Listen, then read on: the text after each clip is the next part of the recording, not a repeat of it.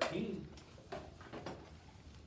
Most days I like to start with at least a little brief review, kind of get our brains in gear, what we talked about yesterday. So yesterday the big event was the defeat of the Spanish Armada. First of all, who remembers what year did that happen? Years matter because timelines matter, because that makes the story make sense. So what year was the defeat of the Spanish Armada?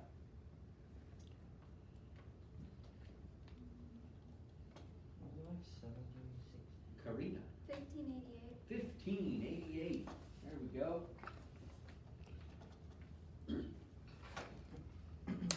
Here's the big question from yesterday.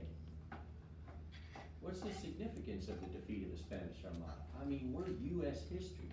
That's something that happened in 1588 between England and Spain. What does that have to do with America? What does that have to do with us today? It does have something to do with us today, but who can explain that significance? Ethan?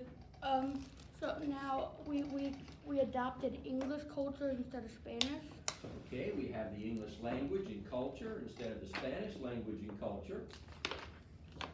But so what? I mean, that's interesting, but why? That's not all that significant. What is even more significant than the language and culture? Peter?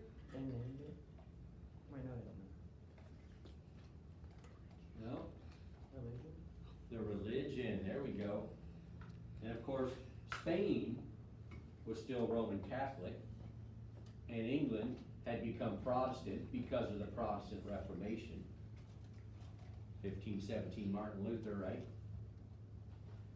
And that's significant for this reason, if you remember. The people in Spain, because of the corruption in those days, not anymore, but in those days, the corruption of the leadership in the Catholic Church, those people were deceived and they couldn't read God's word for themselves, so they weren't influenced by God's word, so they weren't necessarily godly people. Whereas people in England who had the freedom and opportunity to read God's word for themselves, and God's word is powerful and it changes us and it causes us to have the same outlook on things as God does. Call that a biblical worldview. Well, those were the people from England because their country was Protestant. We're not saying the English people were better than the Spanish people. We're just simply saying they had more of an opportunity to be influenced by God's word, which means they were the right people, the right kind of people that God needed to settle in the new world, which of course in the future is going to become one nation under God. All right, so that was very significant, the defeat of the Spanish Armada. And that also means that Spain is out as the dominant country, replaced now by England. They will be the dominant country when it comes to the settlement of the new world. Remember, we said that every European country, when they looked at the new world, they looked at ways to get wealthy from it, for their country to prosper. Who remembers what was Spain's one of their ways of getting wealth from the new world? Max? The conquistadors, they killed the Indians and took their gold. Right. Conquistadors kill the Indians, take their gold. How about France? Did we talk about that? Yeah. What was France's way of prospering in the new world? Caitlin? They made friends with the Indians. Yeah, made friends with the Indians in order to do what? Not gonna get wealth just from making friends, but that was step one. And what were they doing that for? Mitchell? To trade. Yeah. Trade for what? Specifically, what were they after, the French? Furs. Furs, all right, from animals that don't exist in Europe. And that was their way to get wealth. All right, well, England, guess what? They see the new world, they look at a chance to get wealthy, but they have a different approach, a different style. All right, England is going to colonize the new world. In other words, send people to live and work here, figure out what are the natural resources of the region that they're in, and figure out a way to make wealth for England. That's England's way. So they're going to start colonizing the new world. We're looking on page 14. The first attempt was in 1585 and it failed. Now timelines, right? 1585 is even before the defeat of the Spanish Armada. It's a couple of years before England's the dominant country. They were already trying to start settlements in the New World, and it didn't work. And then they tried again 2 years later, 1587. We call this the colony of Roanoke. Actually, we call it the lost colony of Roanoke. We'll explain why. Roanoke, by the way, was a colony started in what today would be North Carolina, off the coast. And it was started by an Englishman named John White, and they made a big mistake. They brought men, women, and children. Not a good idea. Starting a new colony is dangerous. Not only the trip across the ocean, but once you get here, there's nothing here. There's no buildings for shelter. There's no Home Depot to go get supplies. There's no Publix to go get groceries. I mean, you gotta do everything. You gotta build the settlement out of just a harsh wilderness. And they didn't have everything they needed. So John White, the leader, he dropped everybody off. They kind of got things established a little bit. And he said, I'm gonna sail back to England, get some more supplies, I'll be back. Well, it's not like an hour trip, right? It's several weeks, months to sail across the Atlantic. He got back to England, and guess what? It's 1588. When he gets back to England, he realizes his country's at war with Spain. We already learned about that, right? Well, he's a loyal, patriotic Englishman. He can't leave now. He helps his country win the war, and they do. They defeat the Spanish Armada. All right, and then he finally sails back to the Roanoke colony, and when he gets there, there's nobody there. They're all have mysteriously disappeared. He is completely confused what has gone on. There's only one clue. Carved in the trunk of a tree is one word: Croatoan. Oh, it's all so clear now what happened, right? No. What does that mean? Croatoan. I don't know. He didn't know. About all he knew was that it had to be carved by one of the settlers, the English settlers, right? Because Indians didn't use written language, certainly not English letters. So it had to be one of the settlers, but that's the only clue you had. Well, what our best guess, and we're probably correct on this, is all the settlers have been killed by the Indians. But we don't know for sure. We call it today the lost colony of Roanoke. Started in 1587. So that means all the women and children who were there were killed as well. So this starting colonies, settlements in the New World for England isn't going to be so easy, is it? So they'll try again for 20 years. We finally get up to 1607. They're going to try again. And this one's going to work. By the way, this one's called Jamestown, the first permanent English settlement. There's a lot there. Let's break that down. Not the first English settlement. No. The first permanent English settlement. I mean, the colony of Roanoke was first, but that wasn't permanent. It didn't survive, right? Jamestown's going to survive, so we call it the first permanent English settlement. All right, so the first permanent English settlement. Not counting St. Augustine, right? Because St. Augustine, way back in 1565, but that was a Spanish colony. So Jamestown, 1607, is the first permanent English settlement. By the way, little side note, exactly 400 years after it started, so what year would that have been?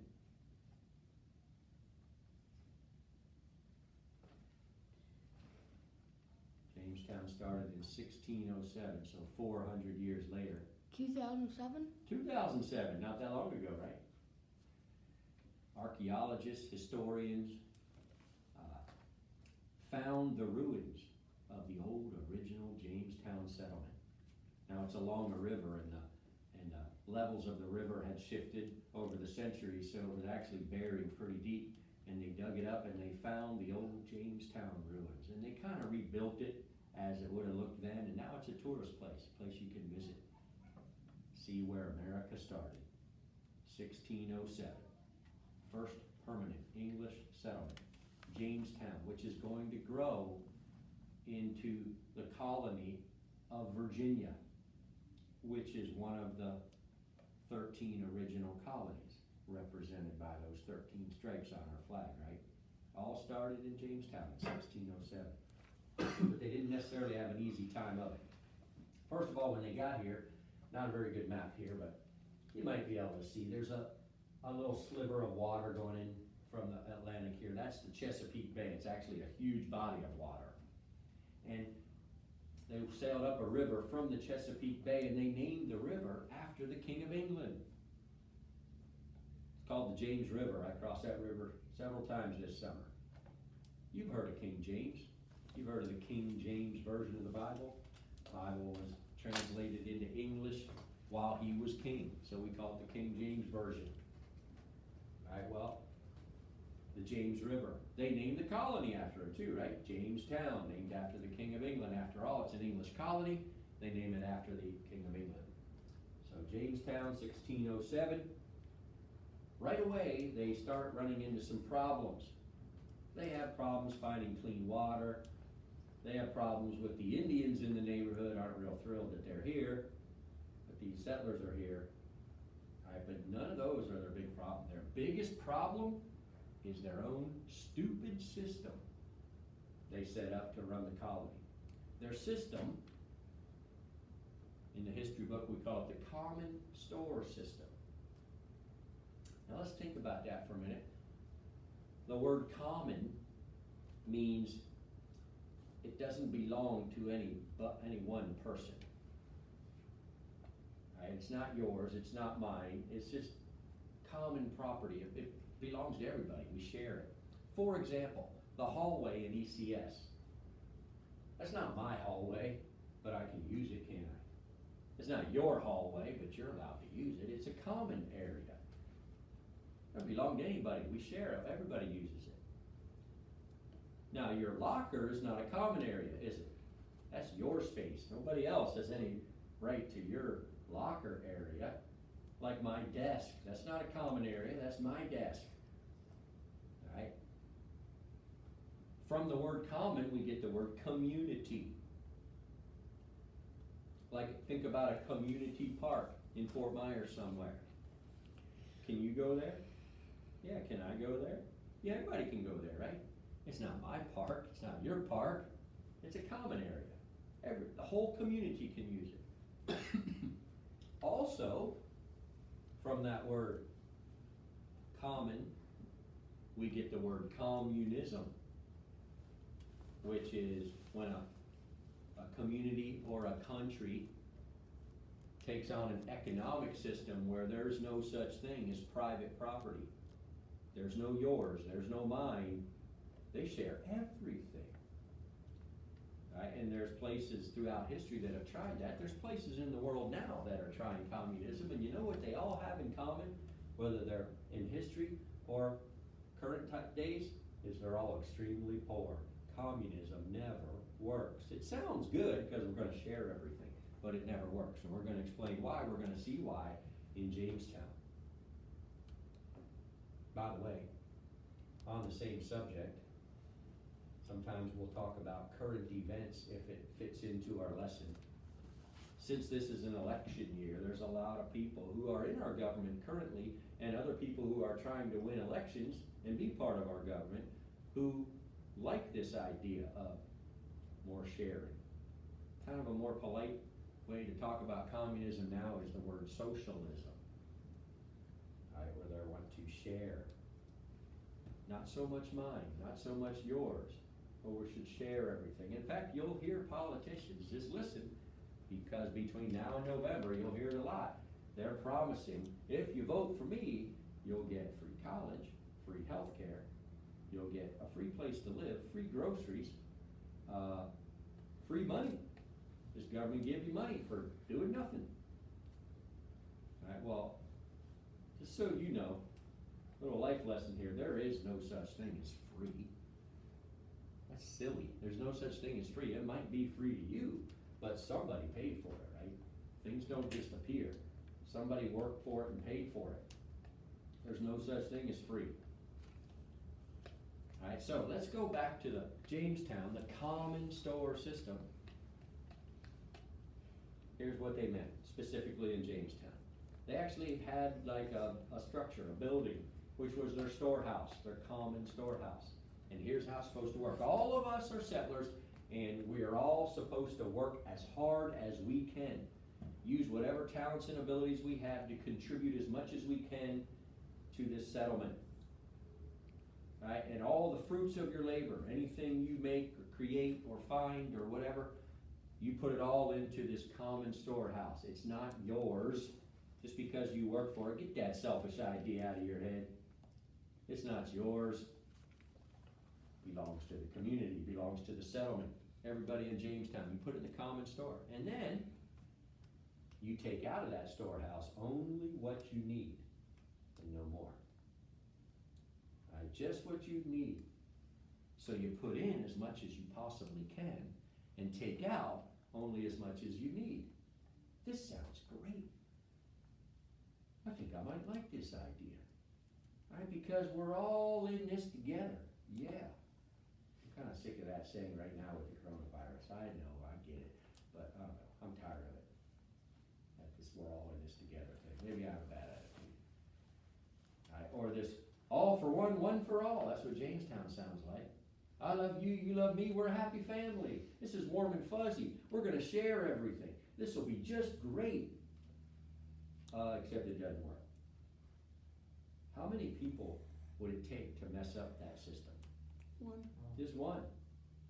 So let's just pretend that all of us are colonists in Jamestown, and you're all doing what you're supposed to. You are all working as hard as you can. You get up before the sun rises and you get to work. And you work hard all day, and you're tired and sweaty and achy, and you work past sundown. You work till after dark. Hard as you could. Contribute as much as you can into that storehouse. And when it comes time for you to take something out, you only take what you need. You don't take a bit more. You're with the program. And then there's Mr. Kiefer. Now see, I need my rest. So I like to sleep in. All right, I'm going to sleep till about the middle of the morning. You guys have been up and at 'em for hours working hard. I'm just finally rolling out of bed. And you know what? I don't like to work on an empty stomach. I gotta go over to the storehouse, have me some breakfast. I like a big breakfast. You know, maybe some biscuits and gravy, whatever. Alright, so I'm gonna have me a big old breakfast, and now I'm so full, you know, I need to sit and digest a little bit. Now this whole time you're working hard, right? By the time I get my breakfast digested, you know, I might do about a half hour's work and then go, well, look at that, it's lunchtime. I'm gonna mosey on over to the storehouse, make myself a sandwich. All right, have some lunch. And then after lunch, of course, I have to digest. And then maybe do about a half hour's work. And then, you know what? Kind of tired, I need my afternoon nap. So I'm gonna hang up my hammock in the shade and rest. Now remember, this whole time you're working hard. I'm taking a nap in the shade. And then I get out of my nap and it's like, wow, it's not that long till dinner. There's no point starting a big project now. I think I'll just hang out till dinner time. And then dinner time, that's when I like my big meal of the day. I'm gonna go to the storehouse and have me a nice big dinner. And then, you know what, it's gonna be dark pretty soon. Let's just call it a day. All right, and then night comes and, you know, I like a midnight snack too. So I'm gonna go over to the storehouse and get a little bit, a snack.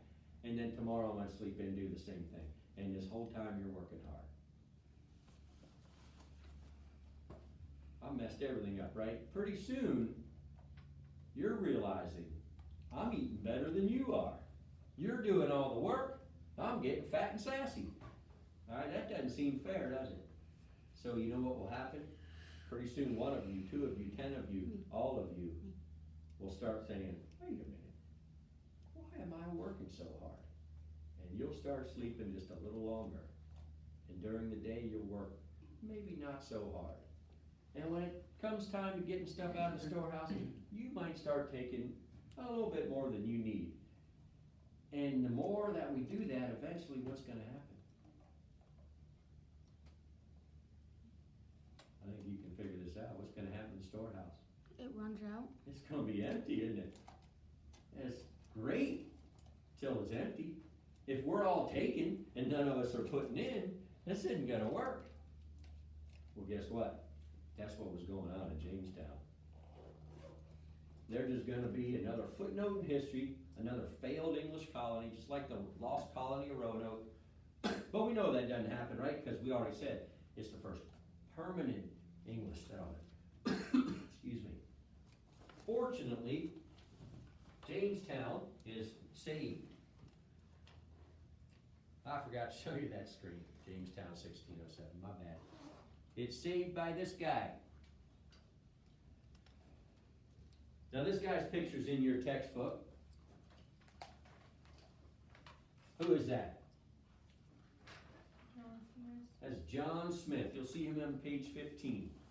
I think it's actually the same picture. Just mine's a little close up on his face. Now I know it's a painting, it's not a photograph, but let's assume that the artist captured the guy right here. He did a good job. When you look at people, kind of one of the ways you can tell what kind of person somebody is, doesn't always work, but it works often, is check out their eyes, look them in the eyes. Right? Tell a lot about a person from their eyes. So I want you to look into John Smith's eyes. You can use your textbook, use the screen, look at his eyes. Let me ask you something. Does it look like he's playing? No. It looks like he's pretty serious, doesn't it? Right? I mean, I'm impressed by the whiskers, but his eyes tell me this is a serious-minded guy. Now, I'll tell you a little bit about John Smith. Before he arrived at Jamestown, in his life back in Europe, he was kind of a soldier, but I don't mean he was a soldier in England's army. He had been a mercenary. Now, in case you don't know, a mercenary is somebody who fights in wars, but not necessarily for his country's army. They'll fight for other countries or other causes or whatever. They're like soldiers of fortune. Have gun, will travel. All right, everybody's good at something, right? Well, mercenaries like John Smith, they're good at war. They're good at killing people. That's what soldiers do, right? So he had fought in battles around the world. Let's just say probably by the time he had gotten to Jamestown, he may have killed more people than was even settlers in Jamestown. So no wonder his eyes are so hard. He ain't playing. Right? And John Smith is one of those guys that's working hard. He's trying to make this a prosperous colony. And he sees like the Mr. Keefers of Jamestown being lazy. And John Smith says, all right, that does it. I knew I'd make somebody jump. Says that does it. He's gonna make a new rule. From now on, there's a new rule in Jamestown. Here's his rule.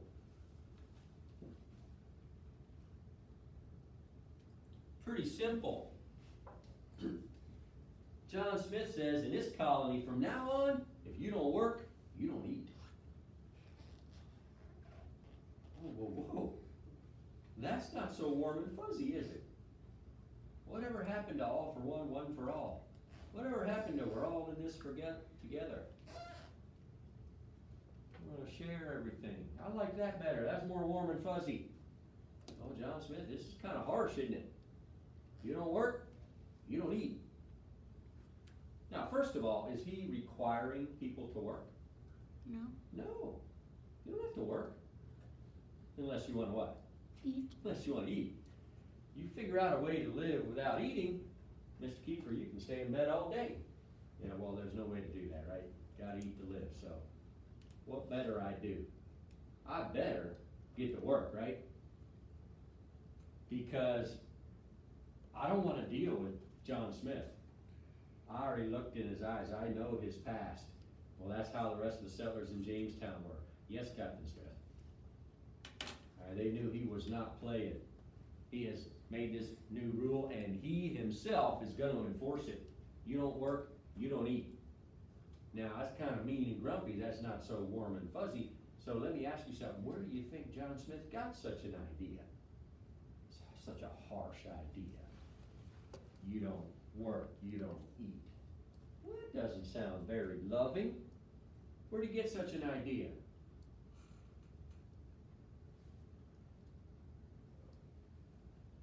Everything you need to know is right there. Where'd he get that idea?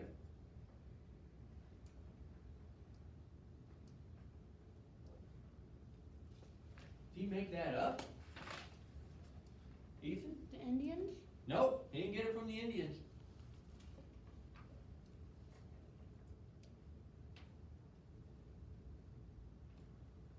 Look up here.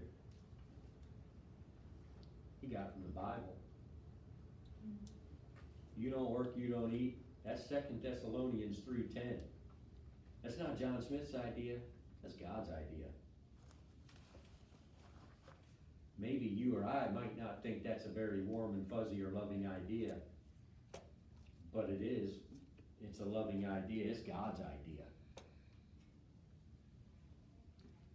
Bible says those who are not willing to work, they don't eat.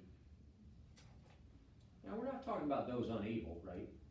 We don't expect infants and grandmas to work, right?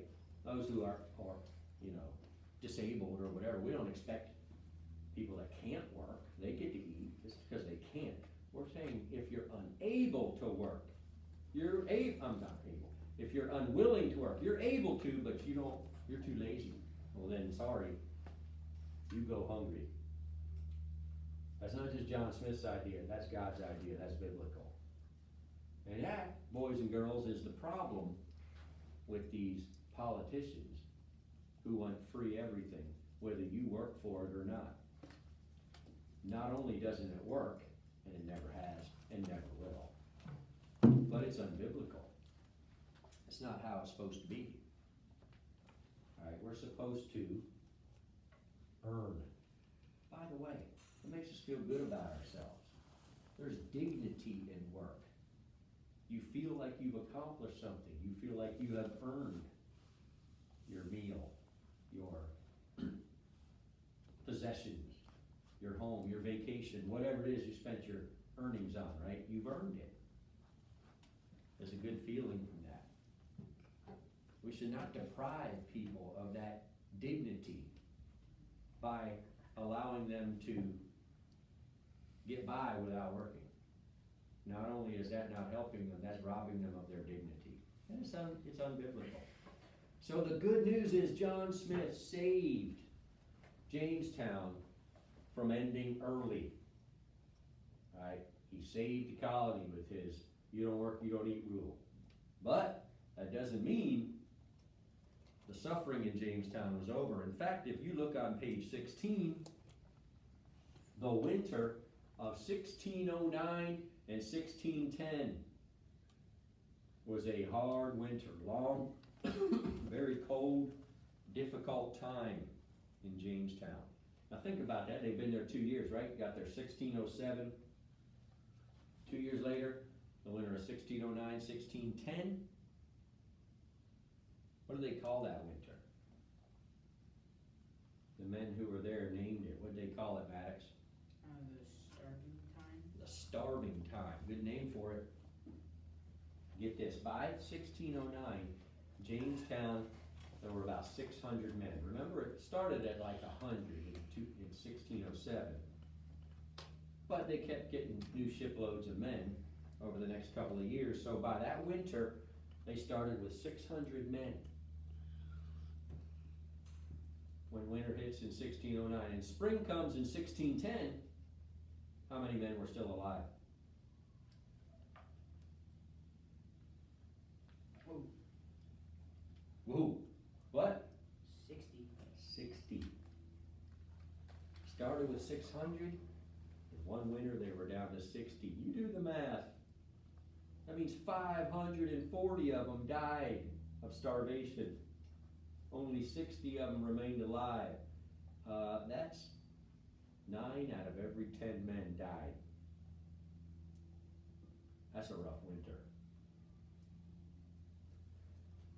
Some of them were thinking it's time to give up, I wanna go home by the springtime. But there's a new shipload of brand new settlers from Europe, grinning ear to ear with all the enthusiasm of helping in this settlement, and enthusiasm is always contagious.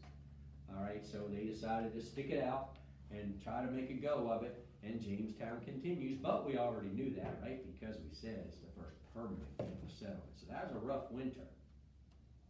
Alright, well, like John Smith saved Jamestown from ending early, another guy named John Rolfe made Jamestown not just survive, but thrive. He turned Jamestown into from a struggling colony to a very prosperous, wealthy colony. John Rolfe. He arrived later, and he, in dealing with some Indians, they introduced him to a crop that only grows in that kind of climate. And it became a very, very profitable crop. It became what we call a cash crop. There's a term you need to know. A cash crop is not something you grow just enough to use with your family. A cash crop is something you grow in as large a quantity as you can because you're gonna sell it for a profit. And what crop am I talking about? It's gonna completely revolutionize Jamestown. Mitchell? Tobacco. Tobacco. Now, I think there's a photograph of tobacco on page 16, isn't it? It grows kind of low to the ground, very large, broad leaves. And the funny thing is, you don't eat it. You can't put it on your salad. Alright? So, what John Rolfe learned from the Indians is you pick those leaves, you lay them out in the sun, they get all dried, all the moisture sucked out of them, and then you can bale it up, put it in big, large bales, and we shipped it from Jamestown over to Europe, over in England. Now, I don't know how this all went down, but I can kind of imagine, right? Can't you just picture the people in England offloading the ships? Hey, look, a shipment from the New World. What are these big bales? Well, maybe it came with an instruction manual or something, right? Tobacco. Must be an Indian word, right? Well, what do you do with it? It says here that you light it on fire and suck the smoke into your lungs. It's like, why would you do that, right? Why would you take the leaves of a plant, dry it all up, stuff it into a bowl with a stem on it, we call that a pipe, right? Light it on fire and suck the smoke into your lungs. That doesn't even make any sense. Hey, but think of the mentality of the Europeans, the Englishmen, who sent those settlers over there to use the natural resources to make England rich. They're like, hey, I don't know, let's try it. That's what you're supposed to do with it. That's what the instruction manual says. So they started doing it, and especially wealthy people in England. Everybody who was anybody started smoking tobacco from the New World. That's cool, man, because that's from the New World, right? Well, what they didn't know then, but we know now, is tobacco contains nicotine, and nicotine is highly addictive. Right? Probably all of us in this room know somebody who started using tobacco, but would like to stop, My grandfather. and they can't. I mean, some people use tobacco and they enjoy it and they don't want to stop, but there's a whole lot of people who use tobacco who don't want to. Well, then we think, well, why don't we just stop? Because you can't. It's not that easy. This is very highly addictive. All right? And then somebody might think, well, what a weakling. Why can't you stop? Well, it's not that easy. They're not weaklings. It's an addictive substance. They can't. In fact, there's a lot of people who have spent a lot of time and a lot of their own money trying to stop. But they keep going back to it because it's so addictive. Now, we know that now, right? But they didn't know that in those days. And that was kind of good news for the Jamestown settlers, because that means the more and more people that are using this over in Europe, guess what? They're gonna be repeat customers, right? They're gonna want more and more, because more and more people are getting addicted to this tobacco, and tobacco becomes a huge, big deal in Jamestown. It's so profitable that they started planting it everywhere they possibly could. They plant every field they could, chop down trees and clear the field, they planted it full of tobacco. The streets in Jamestown were dirt roads, dirt streets. They were planting tobacco in the streets.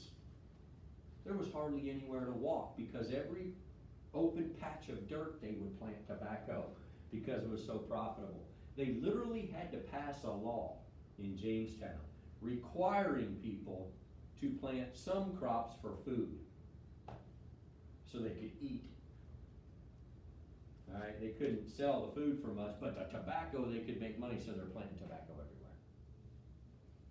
It turned Jamestown from just surviving to actually prospering. So again, John Smith, you don't work, you don't eat. He saved Jamestown from starving with that good rule. John Rolfe turned Jamestown from surviving to prospering, and it grew and became a very large colony and a very prosperous colony, thanks to the tobacco crop of John Rolfe. Which brings us up to the year 1619. Now we're looking on page 17. 1619. Now think of timelines. What year again, Jamestown start? 1607. 1607, so it's been 12 years now, right?